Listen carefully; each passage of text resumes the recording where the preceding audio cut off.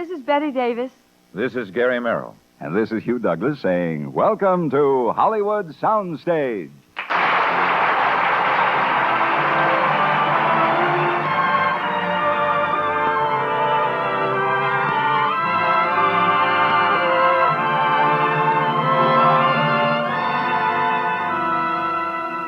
Good evening, ladies and gentlemen.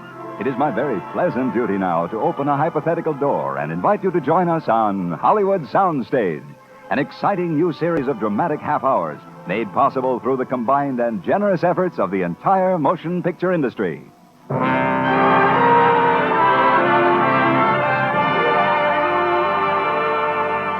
Our play tonight, Universal International's great dramatic hit, The Dark Mirror, starring the First Lady of the Screen, Bette Davis, playing twin sisters Terry and Ruth Collins, and co-starring Gary Merrill, who in a very short time has become one of Hollywood's most in-demand players. Hollywood Soundstage is proud to inaugurate this new transcribed series with The Dark Mirror, starring Bette Davis, Gary Merrill, and the Screen Guild Players.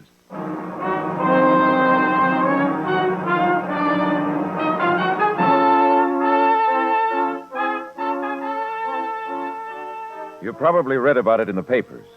All the gory details. The shattered mirror on the wall. The half-empty bottle on the table. And on the floor, face down, Dr. Frank Peralta. Peralta, face down, with a knife in his heart. How did I get mixed up in that? Well, let's say it was my fatal craving for sweets. It began in the lobby of the medical building. You see, I have my office there, and that morning the girl at the magazine stand was playing an old familiar game. Good morning, Dr. Elliott. And what can I do for you this fine day? My secret agents inform me that you sell candy here. Yes, I'm helping my dear old grandfather through college. I wonder if you could show me something in the line of lemon drops. Well, how about lemon drops? Oh, splendid, splendid. I should never have thought of that by myself. On the level, Doctor. Are you really nuts, or is it just an act that you put on for? Excuse me, Miss Collins. Yes? I'm sorry you'll have to come along. Come along where? I'm Lieutenant Stevenson, Police Department. Police department? Well, what in the world are you talking about? Dr. Frank Peralta, he was murdered last night. Murdered? Stabbed to death through the heart. Doc. Steady. I got her. Fainted. Bring her into my office, Lieutenant. Your office? Why? Because I don't carry spirits of ammonia in my pocket. Now, come on.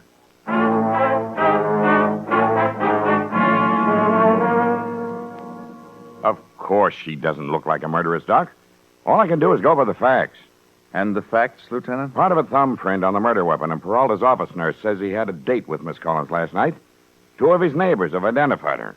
One of them saw her going into Peralta's apartment with him about 8 o'clock.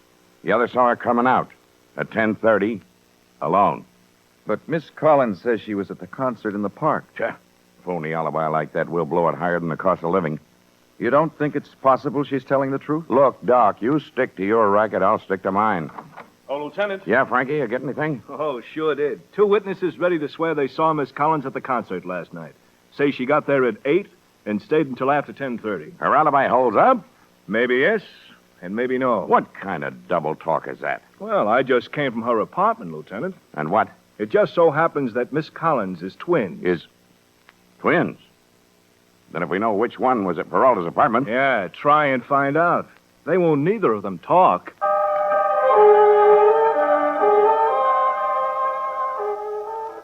Members of the jury, we have here an extraordinary situation. So far as I can discover, one without precedent in our courts. One of these young women is almost certainly guilty. The other almost certainly innocent. But which one? And since the law forbids us to charge 2 persons with a crime committed by 1 person only, I have no recourse but to instruct you for acquittal, although you know that one or the other of them is guilty of shocking and cold-blooded murder. The case is dismissed. This court is adjourned.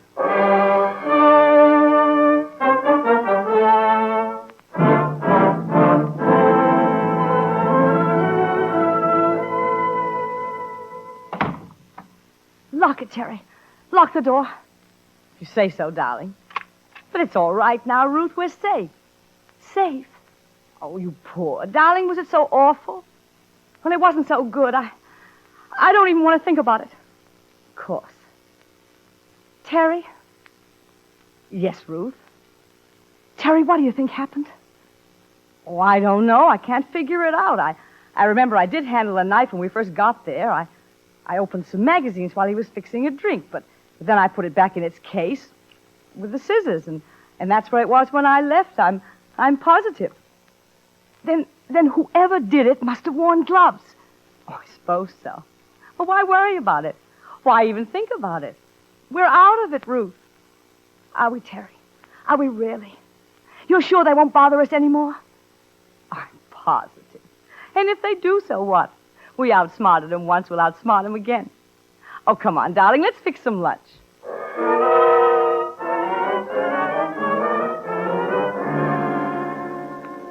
Look, Doc, all I'm saying is that's your specialty, twins. You must be interviewing them all the time. That's right, Lieutenant, but not for the police. Okay, then let's say I'm drafting you because I just can't go for the perfect crime. Honest, I won't ask any questions, which one did it or why. Just so you're able to tell me someday that you know which twin was capable of murder. Doc, you owe it to me. You owe it to science. All right, Lieutenant. But there's just one thing. What's that? One of these twins I happen to like.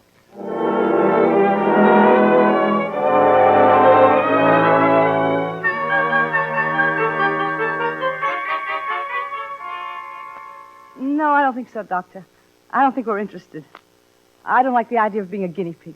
Some of my best friends are guinea pigs. Well, it's all very well about science and all, but we're not the usual twins, and you know it. Oh, that. Look, I can promise you right here and now there'd be no reference to the trial. Well, you might not have to ask about it. You might have other ways. You mean drugs? You must have got the name wrong. It's Scott Elliott, not Bela Lugosi. And my lab is at the university, not in a haunted house. But then, if you're afraid... Oh, we've nothing to be afraid of. Nothing but snoopers. Well, in that case... Ruth, I think we should do it. Terry. I don't think Dr. Elliott's a snooper, and we're out of a job. We could use the money. Look, suppose I run along. You can talk it over between yourselves and then call me. Well, that might be better. All right, then I'm on my way. Terry, I hope you can convince her. I'll try, Doctor. We'll call you. Thanks again. Good night.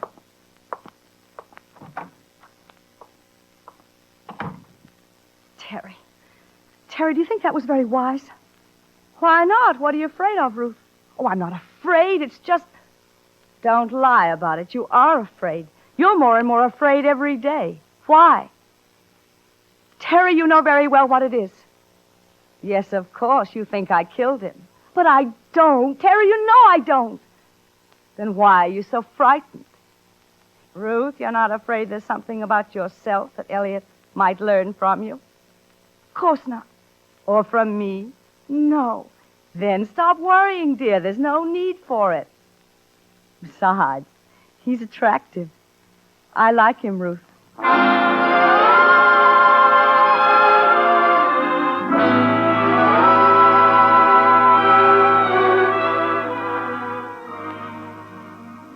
Doctor? Dr. Elliott. Oh, I'm sorry. I was sorting out these cards. What's on your mind, Terry? Terry, only 3 weeks and you know which one I am. Don't we fool you anymore? No, not anymore. What would you say is the difference between us? I wouldn't say. I'm not sure yet. Well, which one do you like the best? You? Why? Why what? Why do you say you like me best? Well, because that's always the answer during office hours. Now, face around, let's start the Rorschach test.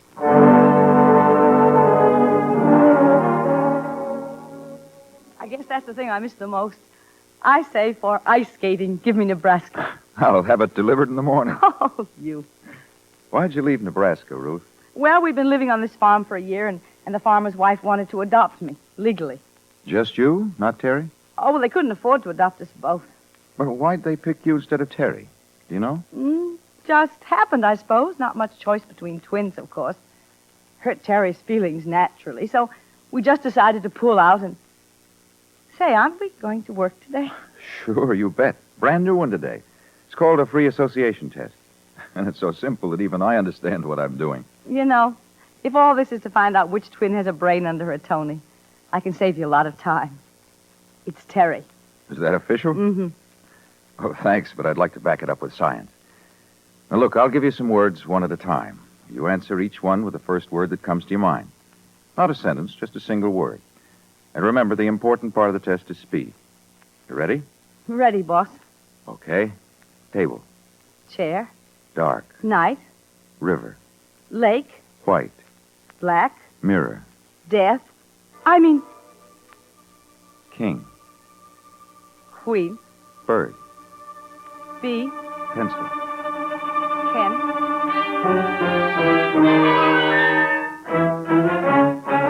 But, Ruth, how could you have been so stupid? How could you ever have let yourself say it? Oh, I don't know, Terry. It just slipped out. You really think it meant something to him? Oh, him. I'm not worried about him. Darling, it's you I'm worried about. Why? Because it shows your mind still on that thing, that broken mirror in Frank Peralta's apartment. You still think I had something to do with it. Terry, please. Why do you keep saying a thing like that?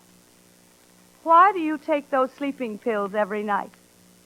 Ruth, maybe you're sorry you didn't tell all you know. Maybe that's what's troubling you. Maybe you're thinking you should do it even now. Terry, stop it. You're talking nonsense. Am I? Of course you are. I hope so, Ruth. I really hope so. Because if you ever suspected me, I don't know what I'd do. I really don't.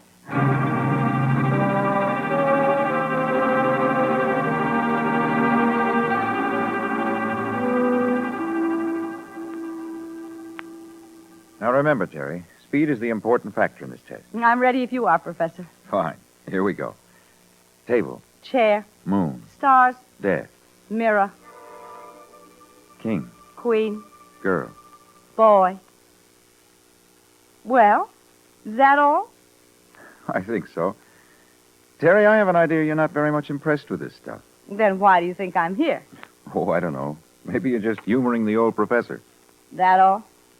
Hasn't it ever occurred to you that I might like seeing you? No, frankly, it hasn't. Don't you like to see me? Well, I could hardly wait for you to get here today.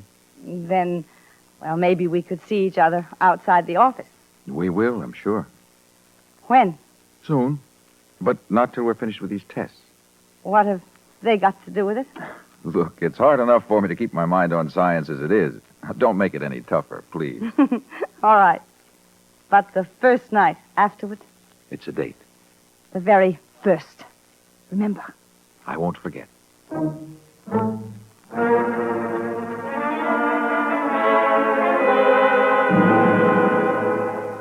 You must know, Lieutenant, I did a lot of thinking before I called you. Doc, I think I can guess. It's something I'd never figured on and never even dreamed of. Promised I wouldn't ask any questions. Yes, I know, but the Rorschach test, the free association test, half a dozen others. I've checked and cross-checked until there isn't any room for doubt. Lieutenant, I'm still here, Doc. one of our young ladies is insane. Insane. Very clever, very intelligent, but insane.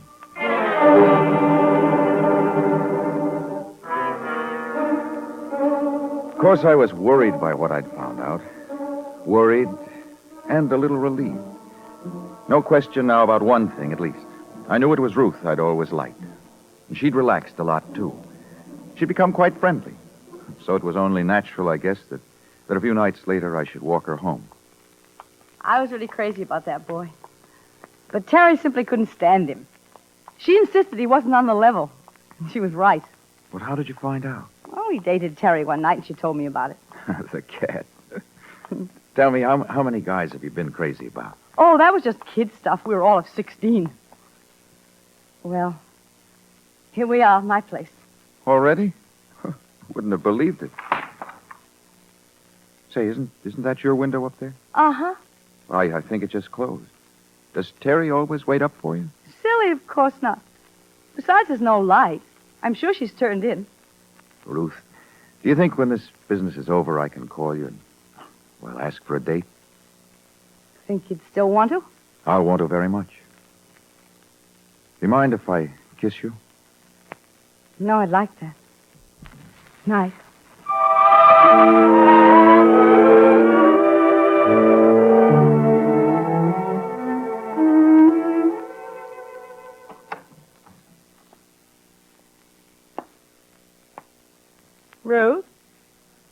Terry, I'm so sorry. I tried to be quiet. It's all right. I wasn't sleeping. Lying here in bed. I had no idea it was so late. Scott walked me home, and we got to talking. Talking? About what? Oh, Chicago, Ohio, when we were kids. That his line, Ruth, down memory lane. Oh, I don't think it was a line. Just seemed to want to talk, that's all. Nothing romantic. What do you mean? Well, you like him, don't you? Yes, I like him. Does he like you? Oh, yes, some, I imagine. Ever say anything? Oh, nothing serious. Ever kiss you? No. I better turn in, Terry. It's pretty late. Yeah. And, darling, don't forget your sleeping pills. I'd like to get a good night's rest.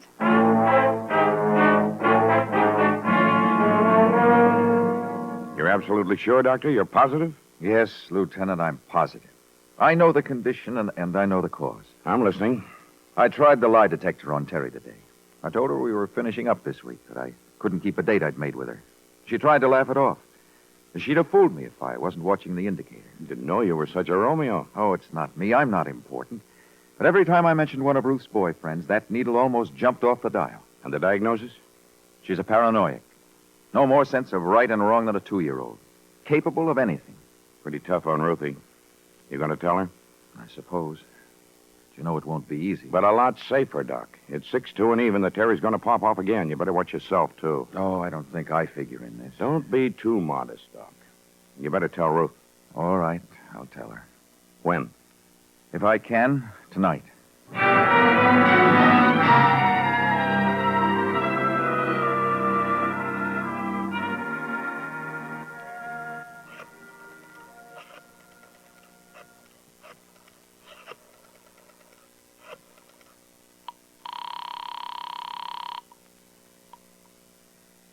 Hello. Hello. Ruth? Scott? How are you? Ruth, you alone? Is Terry there? No, but I'm expecting her. Why? Well, I don't want her to know about this, but could I see you alone sometime tonight? Of course. When? Well, could you make it, say around 11? Terry will be asleep by then.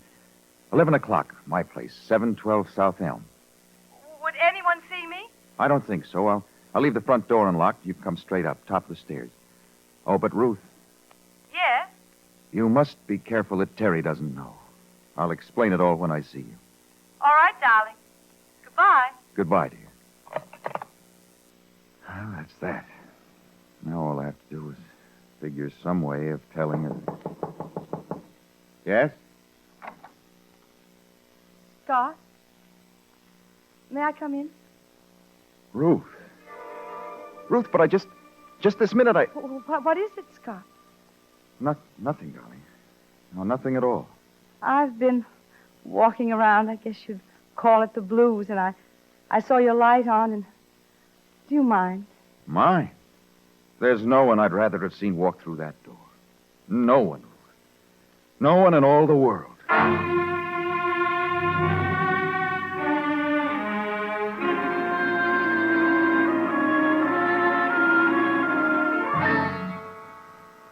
'Hello, headquarters. Lieutenant Stevenson, please. Dr. Elliott calling. Hello, Lieutenant. Hello, Doc. I thought I'd better call you, Lieutenant. This may be more in your line than mine. What would you think of me in the role of a human booby trap? So you finally got the picture, huh? Will you be available later, after 11? Till any time you say. Have you told the other one yet? No, she's waiting outside for me now. We're going to go to dinner. I'll feed her first, and then I'll tell her and send her home. And you? I'll be at my place. You'll watch yourself. Sure. Sure, I'll tell you all about it later. You know, Doc, I'm glad you're getting some sense. For a college man, you're pretty smart.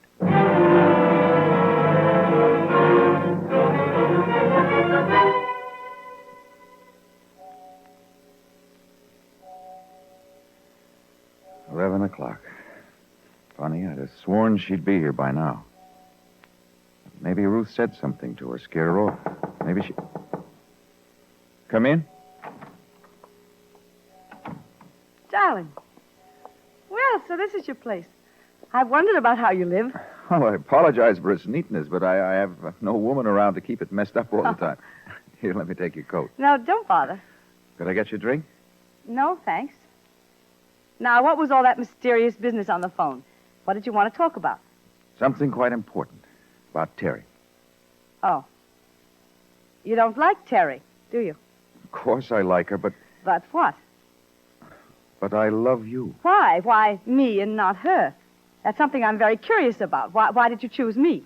How can I answer that? Am I smarter than she is? More attractive? More fun? Well, to me you are, of course. No, don't laugh. I'm serious, and I've wanted to ask you for the longest time because, well, after all, it's Terry they usually go for. But that's not true. They don't go for Terry. And that's the trouble with it. And that's what I wanted to talk to you about. I'm afraid I don't know what you mean. Well, it's not an easy thing to tell you, but you see, Terry's not well. She's sick. Sick? How? She's twisted inside. Something that started when you were both babies, I imagine. Some incident you've both forgotten. But I... There's always a natural, strong rivalry between sisters. And as for twins, identical twins, it can grow to a terrifying intensity. Starting with that first forgotten incident and then fed by everything else that's happened. And that feeling has grown in here. More and more bitter all the time until now it's abnormal. I've never heard such nonsense. Nonsense. How about that boy in Ohio, remember? And the lawyer in Chicago. And the farmer that wanted to adopt you, but not her. You see, it's the same story over and over. It was always you that they preferred. But that's not true. That's why I asked you here tonight. I want you to persuade her to go to her doctor and put herself under his care. I want you to get her to do it at once. And if she refuses? If you refuse, Terry. Terry? You think I'm Terry? I know you are. And if you refuse to do as I suggest, I'm afraid I shall have to tell who killed Dr. Peralta and why. You can't. You don't know. I think I do. You met him first at the magazine stand. He had no idea you were twins. Then later he met Ruth when she took your place. And the same thing happened all over again. You knew it that night in his apartment. You knew that it was Ruth he loved. And you made sure that if you couldn't have him, neither would she. You couldn't prove that. But what about Ruth? She wouldn't testify against me before. You think she would now? Yes, I think so. I had a talk with her tonight. I think she realized what... Sorry. Hello? Oh, yes, Lieutenant, I was just... What?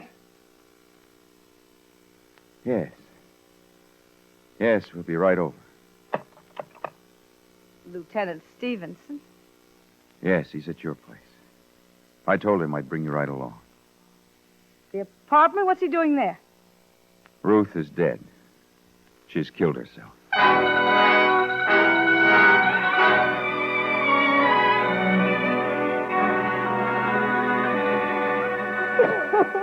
I'm sorry, Miss Collins. Terribly sorry. You can go in a minute as soon as the coroner's through. How did it happen, Lieutenant? Sleeping pills, apparently. We found the empty bottle on the night table. Oh, those awful pills. She'd been taking them for weeks. Ever since. Miss Collins, I hate to ask you now, but did she have any reason that you know of? Only that... Well, I can't. Miss Collins, I know it's difficult, but you'll feel better if you tell us what you know. Please. Well, maybe you're right, Lieutenant. Maybe I should. After all, she's free now, poor darling. I have a right to some peace, too. Of course. She was driven to it by her conscience. Because she killed him. That's ridiculous. She didn't kill him. At first, she said she didn't, and I believed her. That's why I wouldn't tell you before. I was the one who was at the band concert. But that's And then later I began to notice things. Oh, Terry was sick. She was twisted inside. You mean Ruth, of course. Certainly she means Ruth. I've been trying to tell you. No. I mean Terry. I'm Ruth. Lieutenant, she's trying to pull a fast one. I know her as well as I know myself. I tell you, she's Terry. Can you prove it, Doctor? Prove it, certainly. All those tests I made. Yes, I was just getting to that. Those tests proved what I've already suspected. Terry was sick. She hated me. She hated me from the bottom of her heart because men seemed to like me better than her. Oh, it happened over and over again. If she went lying in there dead, she'd tell you so herself. Terry. Ruth. I'm sorry, Terry. Oh, Ruth, you're all right. Oh, it was just a trick. No! Harry, drop those scissors. Drop them, No, Ruth, you're dead. You're dead. I won't let you come back. I won't. Ruth, It's all right, Doc. She threw him at the mirror. I've got an ambulance standing by downstairs. I'll get Frankie up here. He'll take her along.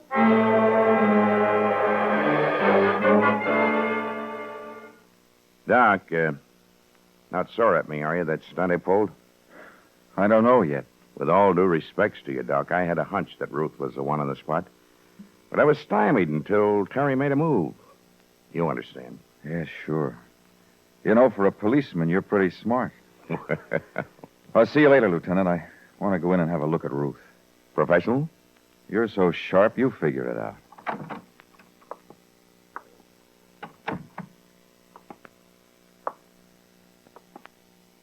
Ruth. Ruth, how are you feeling? I'll be all right. Scott, Yes, dear? tell me one thing. When she threw the scissors at the mirror, was the mirror me? The reflection was. That's what twins are, you know, reflections of each other. Everything in reverse. Now, will you answer one question for me? What? You're going to say that you're identical, of course. But why are you so much more beautiful than your sister?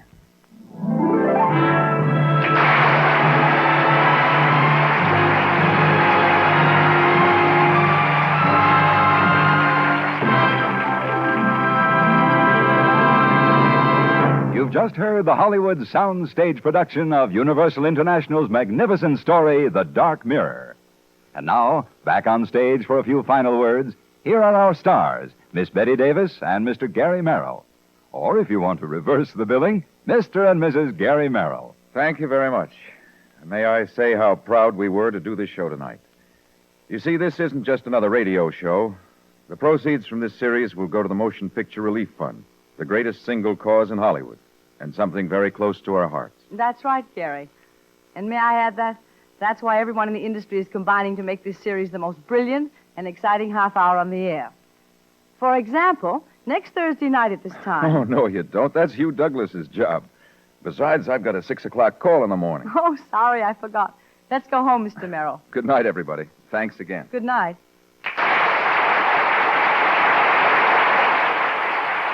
Next week on Hollywood Soundstage, the Universal International release of J. Arthur Rank's great box office hit, Brief Encounter. It will star Joan Fontaine and Herbert Marshall. Be sure to listen. Nunnally Johnson's The Dark Mirror was presented through the courtesy of Universal International Pictures, who will soon release Weekend with Father, starring Van Heflin, Patricia Neal, and Gigi Perot. Tonight's appearance of Gary Merrill was made possible through the kind permission of 20th Century Fox Studio. Mr. Merrill will soon be seen in their production, Decision Before Dawn. Ken Christie played the part of Lieutenant Stevenson tonight. Hollywood Soundstage was transcribed in Hollywood. Our play was adapted and directed by Harry Cronman. CBS Radio invites you to listen in again next week and every week for Stars in the Air and Hollywood Soundstage. Friday night is music night on CBS Radio. Enjoy the orchestras of Alfredo Antonini, Ray Bloch, and Paul Weston, with songs by Earl Wrightson, Georgia Price, and Jimmy Carroll. Paul Weston's guest will be Margaret Whiting. Add Robert Q's Waxworks, and it's 2 solid hours of musical pleasure tomorrow night on most of these same CBS radio stations. Hugh Douglas speaking. Remember, the comedy treat that can't be beat is Jack Benny Time on the CBS Radio Network.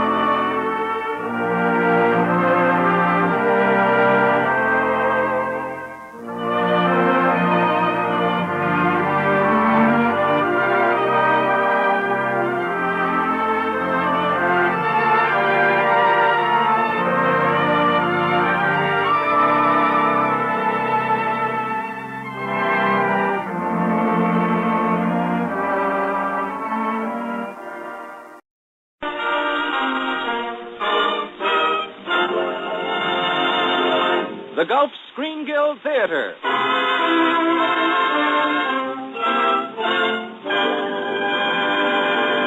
your host, the director of the Star's own theater, Roger Pryor.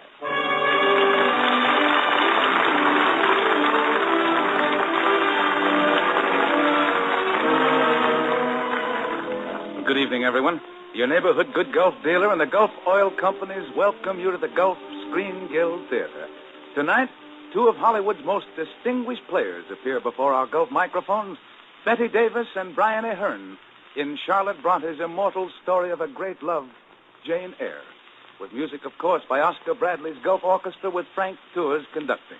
And now, we've only a brief moment before we meet Bette Davis and Brian Ahern. Is that right, Bud? That's right, Roger. And while we're waiting, folks, I'd just like to suggest that if you ever take a drive in the afternoon during the week, just look around and see who's driving the other cars on the road. No doubt you'll notice that a great many of them are women, probably many of the women listening in right now. Now, you women folks aren't much interested in the mechanics of your automobile. You leave that to your husbands. Yet you do buy a great deal of the gasoline that goes into your car's tank. That's why you should know that the right kind of gasoline can make a mighty big difference in your car's performance in more respects than one. For instance, thousands of motorists have learned this winter that Gulf No-Nox gives them quick starting even in cold weather. They've found that it gives high mileage and smooth performance, too. What's more, as you can tell from the name, it helps end those annoying knocks and pings that appear in so many cars with the coming of warmer weather. So why not change right now to Gulf No-Nox gasoline? You'll find that it pays to make the good Gulf dealer your dealer.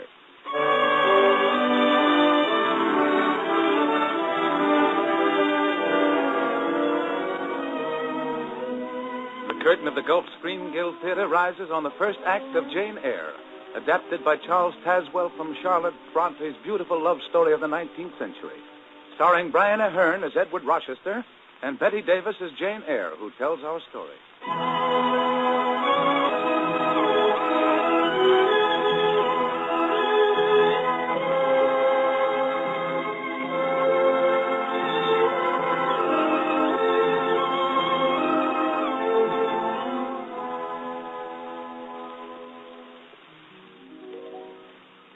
My story begins in the orphanage at Loughton, whose bleak grey walls are crusted with the green mold of righteous charity. I spent 10 barren years there, 8 as a lonely inmate and 2 as a teacher. And then suddenly an overwhelming desire possessed me to be free of Loughton. I sent off a letter to a London paper, advertising myself as a governess in need of a situation. I scarcely dared to hope for a reply. What right had I to aspire to a position above what I now held? My appearance was as plain and drab and colorless as Loughton Orphanage. To my great surprise, a letter came to my hands a week later.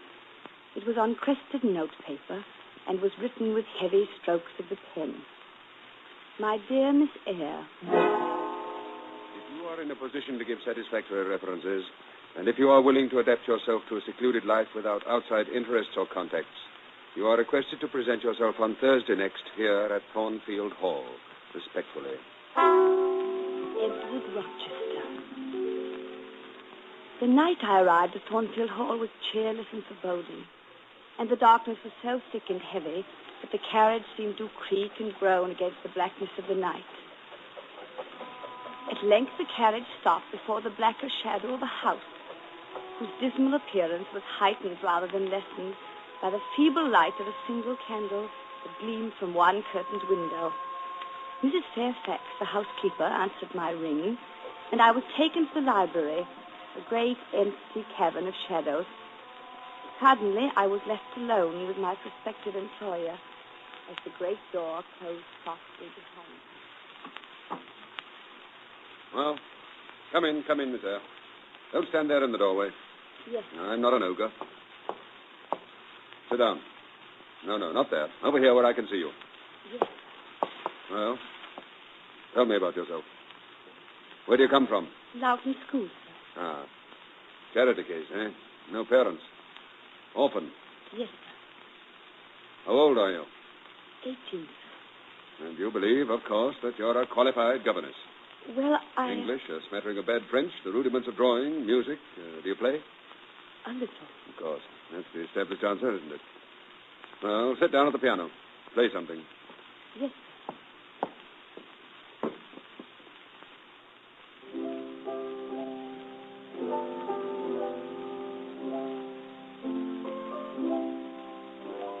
That's enough. Enough. I apologize for my disbelief in your ability. Thank you. You do play a little. Oh, I admit you have one virtue. You are truthful. And you, sir, are very abrupt. I fancy you'll get used to that in time. Does that mean I'm to stay on here? Certainly you ought to stay on. Good heavens, with all the important things I have on my mind, do I have to write you a special invitation? A simple and concise answer, such as yes or no, would be sufficient. What's that? Good night, sir. Huh? No, wait, Miss Eyre. Come back here, please. Perhaps I owe you another apology for my bad manners. That isn't necessary. You're annoyed. Yes, and stubborn. Stubbornness is a great fault, Miss Eyre. Not nearly as great as your temper, sir. Oh, indeed? Oh, not only truthful, but exceedingly, I might even say painfully, frank, Miss Eyre. I'm sorry. Oh, but I like it. In fact, I like it very much. You know, I have a strange feeling that your coming to Thornfield Hall will bring about a great change for the better. Why, already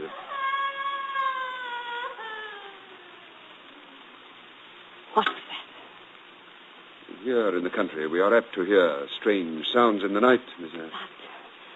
It sounded almost... Oh, nothing to worry about. Mr. Rochester. Oh, I thought you were alone. Come in, Mrs. Fairfax. Did you hear that noise? It quite alarmed Miss Eyre. Yes, I heard it. It was Grace Poole. Yes, she has a room in the west wing, Miss Eyre. An excellent seamstress, but a strange woman. Please, may I speak with you, Mr. Rochester? Certainly, if Miss Eyre will excuse us. Of course. Tomorrow will be a busy day. What with becoming acquainted with your ward and starting lessons. With your permission, I'll retire. Good night, Mr. Rochester. Good night. Oh, Miss Eyre. Yes, Mrs. Fairfax. It will be wise for you to bolt your door as long as you remain at Thornfield Hall. Good night, Miss Eyre.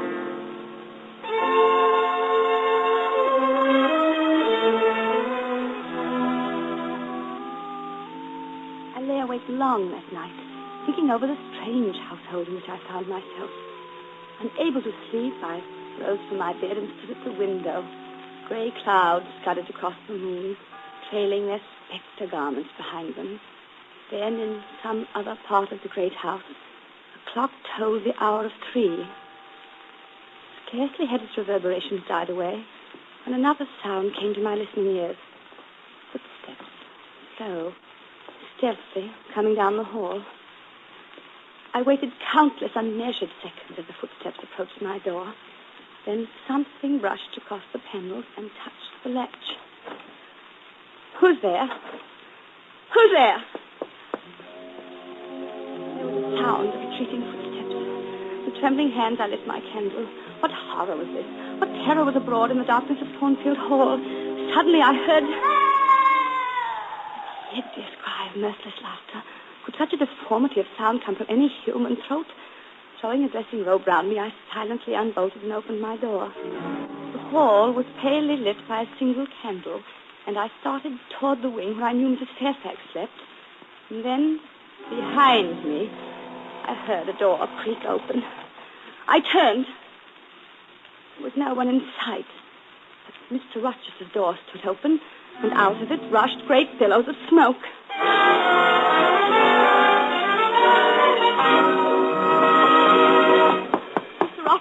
Wake up, Mr. Rochester. What? Your room's ablaze. The curtains abed. Wake up, Mr. Rochester. Wake up. You'll be suffocated.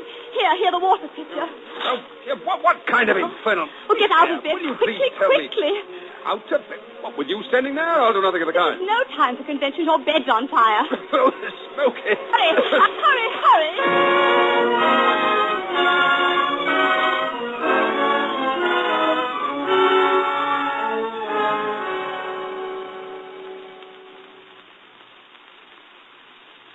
Nothing of tonight's accident to the others, Miss Eyre.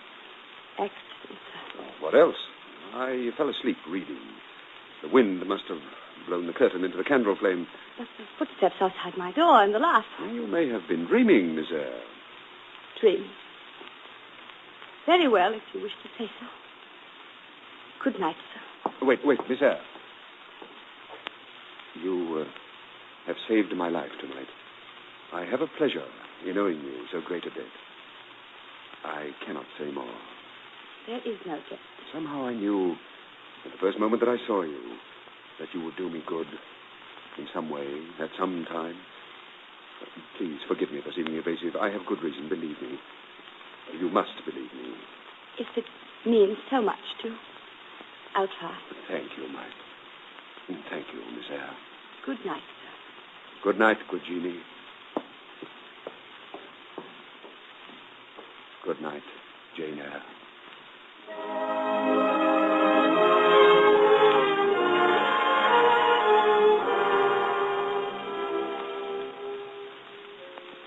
In the clear light of a sunny morning, the events of the night before appeared strange but less sinister. After breakfast, I began lessons with my small charge Adele, and found her an eager, though not brilliant, pupil. I myself found it hard to concentrate. Charles I was beheaded in 1694. 49, Adele. Yes, 1649. I believe your coming to Thornfield Hall will bring about a great change for the better.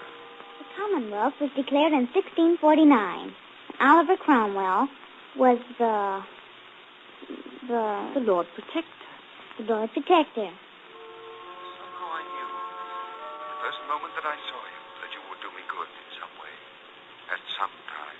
Oliver Cromwell was followed by Richard Cromwell. Good night, good Jeannie. Good night, Jane Eyre. The House of Stuart was restored in 1680. Wasn't it, Miss Eyre? Wasn't it? Well, what did you say, Adele? The House of Stuart was restored in 1680 when Charles II ascended the throne. That's right, Adele.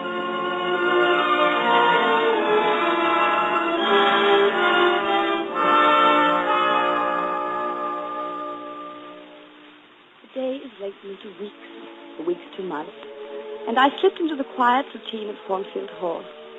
I gave Adele her lessons in the library each morning, and after a while, Mr. Rochester took to joining us. At first, he was a gloomy and morose companion. Before the summer was over, he seemed to shake off the gloom that pervaded the old hall. Became one of a very light-hearted creature. Well, you've done wonders for the child in the 4 months you've been here, Jane. Thank you. And wonders for me. I'm a changed man. Why, do you know, only this morning I stared at myself in the mirror and I said, "Who is this handsome devil?" And who was it, sir? Oh, look here, don't you think I'm handsome? No. No? No. Oh. Well, after all, you needn't be quite so emphatic about it. Do you want to be flattered and told you're beautiful? Well, I am. With reservations. Look here. How would you like it if I said that you were very plain, very unattractive, and totally devoid of any charm? Well, I should believe every word of it, sir. If you said it. Well, that's exceeding... Oh, wait a minute. Jane? Jane, look at me. Please, Jane, dearest. Do any words of mine mean so much to you that they bring tears to your eyes? Yes, there are tears. Forgive me, I'm very foolish. And I'm so very stupid. Oh, Jane, I wouldn't hurt you for the world. Why, you're the only thing I have to hold on to. The one shining light in all this darkness that I have to follow. Please, sir, you must. Why shouldn't I put my arms around you? You've brought me to sanity again. And the belief in the eternal goodness of life. Oh, Jane, to hold you so. To realize what happiness we could find together. Darling. Laugh again. Oh, God in heaven. Mr. Rochester, are you ill? Tell me what's wrong. Jane Eyre, you must leave Thornfield. Leave? Yes, immediately. But why? Is it customary for an employer to have to give reasons when he has no further need for a governess's services? What is this horrible secret that binds you and Thornfield Hall together, making you afraid of every earthly emotion save that of fear? Please, Miss Eyre. Why don't you tell me? I have nothing more to say, Miss Eyre. You must go. Very well. As you wish it. I'll be packed and ready to go tomorrow evening.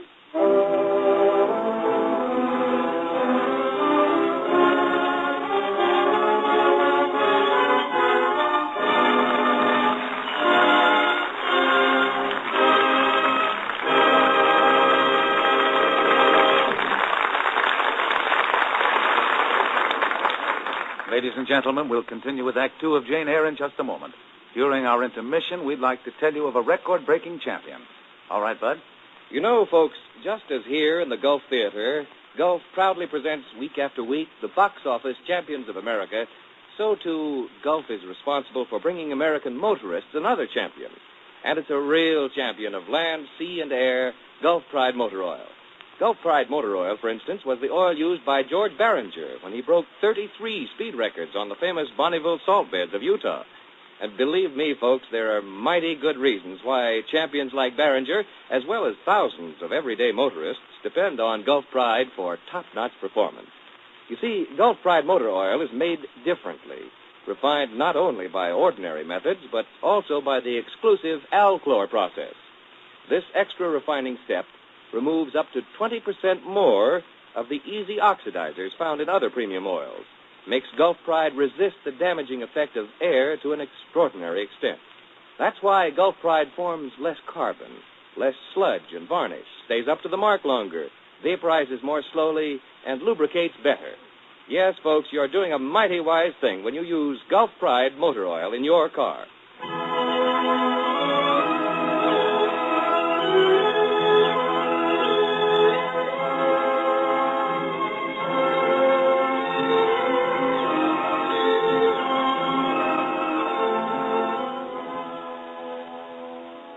Now the curtain of the Gulf Screen Guild Theater is ready to rise on the second act of Jane Eyre, starring Bette Davis as Jane and Brian Ahern as Edward Rochester. The day following my strange and abrupt dismissal, I saw nothing of Mr. Rochester, for he remained locked in his study. Packed my few belongings, said my goodbyes to Mrs. Fairfax and Adele, yes, and even to Grace Poole, the seamstress, whom I met as I came down from my room. While waiting for the post-chaise, which would take me away from Thornfield forever, I went for a last walk in the garden. Suddenly, at the turn of the path, I saw Mr. Rochester. Jane.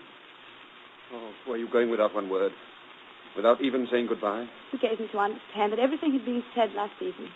Please don't think badly of me, Jane. If you only knew, if it were possible for me to tell you, you would realize that this is for the best. For the best. What a polite, comfortable phrase. It applies equally well to any occasion. Jane, please don't speak like that. Why shouldn't I? I hate to hear you so bitter. Bitter. I'm not bitter. I'm laughing. Laughing at myself. At the poor, stupid Duke who thought she was a favorite of Mr. Rochester. The silly little fool who thought she was gifted with the power of pleasing Jane, him. my darling. What an idiot. What a fool. To believe just because it was pleasant to hold her in his arms. She was of importance to him. Jane, you can't go. You can't go. You're more than anything in the world to me. Do you think I can stay to become nothing to you? Do you think I have no feelings? Jane, darling. I must go. The post-chaise will be along in a moment. Jane, wait. I won't. I can't let you go. Your jesting is ill-timed. Jane, I love you. You're the only one I've ever loved. Ever will love. Jane, will you marry me? Marry you? The day after tomorrow. At the little church in Millcote. Oh, no. A man has the right to seize happiness when it's within his reach. And let the future bring what it may. Ah, but you don't mean it. You can't. Jane, darling, I need you. I want you above everything in heaven or on earth. I love you. And you love me. Say it. Say, I love you. I love you. Again. I love you. Come inside, quickly. Heaven is jealous of me and is weeping torrents. Hurry, hurry, darling.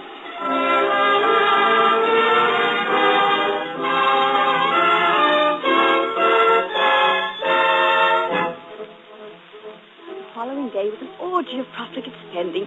Gowns, slippers, bonnets, jewels. A wedding dress that was a miracle of lace.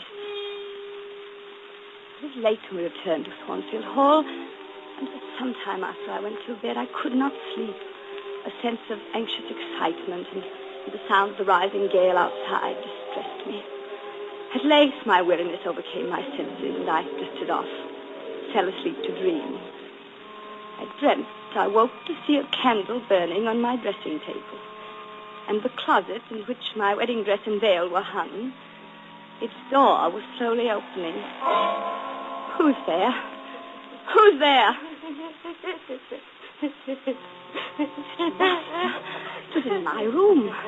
Then from the closet came a figure, and on its dark, tangled hair, it wore my wedding veil. But my dream held me powerless. The creature bent to look at herself in the mirror, and then, with a sudden gesture, it tore the veil from its head, rent it in two parts, and threw it to the floor. Taking the candle, it approached my bed. First time I saw its face. Fearful and ghastly were its bloodshot eyes. Bestial and inhuman were the purple gross features. Loathsome and unclean the dark and swollen lips. Close to my bedside, it stopped, and thrusting the candle close to my face, it glared down at me, its red eyes flaming into mine. And then, as that laugh came to my ears, issuing from those savage lips, I lost consciousness and became insensible from terror. When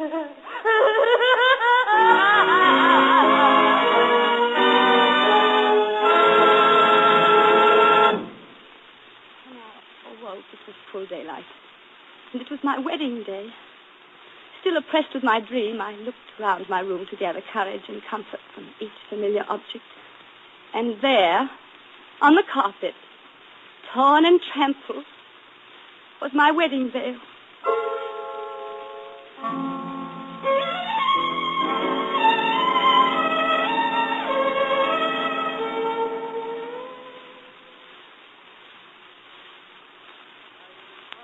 Charge ye both, as ye will answer at the dreadful day of judgment, when the secrets of all hearts shall be disclosed, that if either of ye know any impediment why ye may not lawfully be joined together in matrimony, ye do now confess it. Edward Fairfax Rochester, wilt thou have this woman? Wait. This marriage cannot go on. Proceed with the ceremony. Stop! I said this marriage cannot go on. What is the meaning of this? I can prove that Edward Rochester has a wife now living. Who are you? I am Grace Poole, her sister. Even now, Mrs. Edward Rochester is living at Thornfield Hall. Mr. Rochester, what does this woman mean? Close your book. Take off your surplice. We have no need of them today. What this woman says is quite true. I have a wife, and she still lives. For the past 15 years, she has been locked away in the west wing of Thornfield Hall, attended by her sister, Grace Poole. For my wife is mad, gentlemen. And she came of a mad family. Idiots and maniacs through 3 generations. Go and look at her, gentlemen. But keep your distance if you value your lives. And then judge me, priest of the gospel and men of the law. Tell me if I'm to blame for seeking happiness with Jane Eyre, whom I wanted to make my true wife.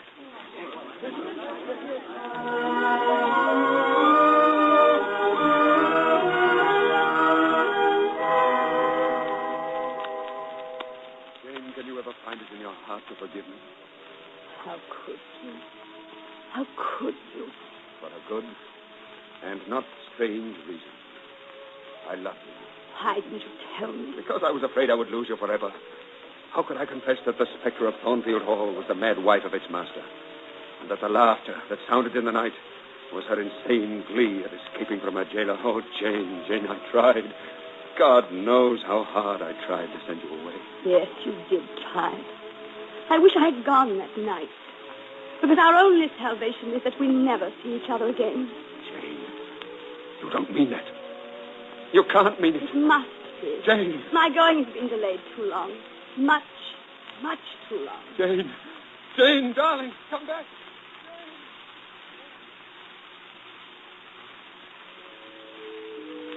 I fled from Thornfield. It mattered not where I went, nor what happened. By some good fortune, I found a place in the north of England. School conducted by a kindly vicar and his sister. That was a year ago. 12 months of quiet peace and understanding. Of late, my mind has been troubled. But now it is troubled no more. Let the world cry shame. I'm going back to Thornfield Hall. Back to Edward Rochester.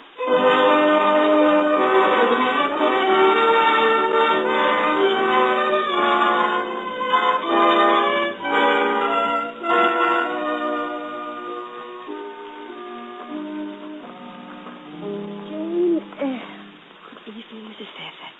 Oh, my dear, where have you been? Where is Mr. Rochester? He's in the orchard. Oh, we've had great trouble, my dear. Yes, the house, the whole West Wing. What happened? It burned months ago. The mad woman set fire to it in the night. And before anyone woke, the whole wing was ablaze. Was Mr. Rochester at home? Yes.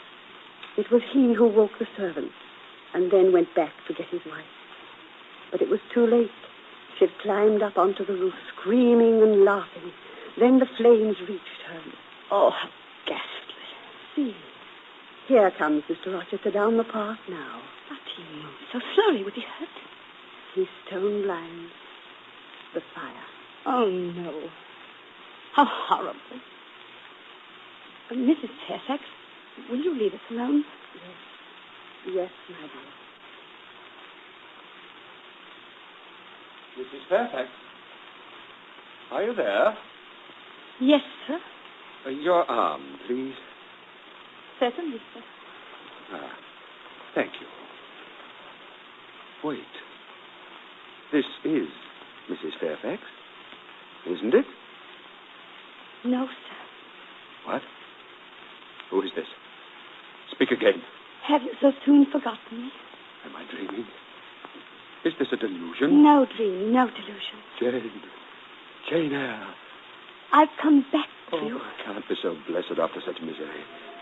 I've had this same dream so many nights when I prayed to you and kissed your adored face and trusted you never to leave me. And I never will.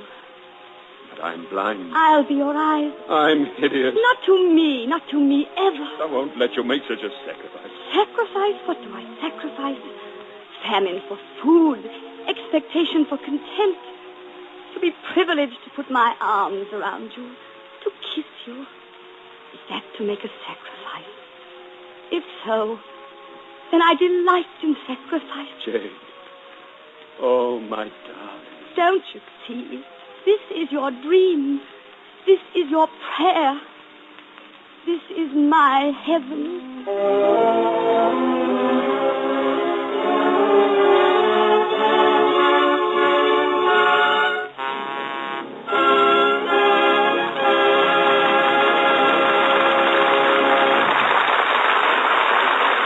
And here's the billboard for next week in the Gulf Stream Guild Theater. Gary Cooper, Joan Bennett, Francis Langford, and Fibber McGee and Molly. The whole family will want to hear Gary Cooper, Fibber McGee and Molly, Francis Langford, and Joan Bennett on the Stars On program at the same time next Sunday. So until then, this is Roger Pryor saying good night for your neighborhood good Gulf dealer. This is the Columbia Broadcasting System.